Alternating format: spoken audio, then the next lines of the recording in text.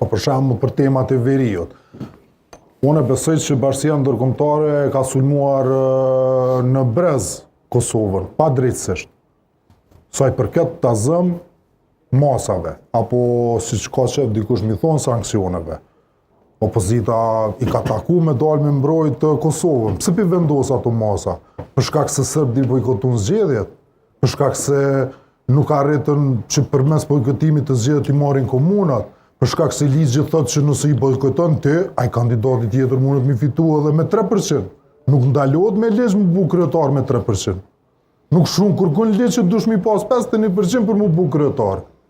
Me rëndësishme me pas shumicën. Pra kanë qenë masa që BE-ja i ka përdorur për interesat veta në mënyrë të padrejtë. Në këto raste, kur ka pas presione ndërkombëtare që nuk kanë qenë proporcionale kundër Kosovës, menoj që opozita o dashtë më rreshtu jo me Albini, po me Kosovën. Edhe na ka kriju një përshtypje opozita, oj ambasada për zënë Albin Kurtin e të vina na. Nuk bën kështu, vështirë kështu, nuk të ardhën dy ambasada amerikane në qeverinë Kurti e të më armas nena.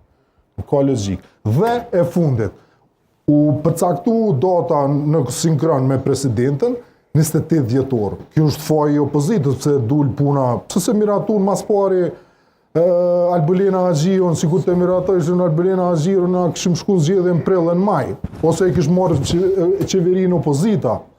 Pse mi alun të Albinit deri ministritetin në fund po thu, Albin, te ke bo ministritetin se po të me thirë mërgatën me votu. Kjo është katastrofë.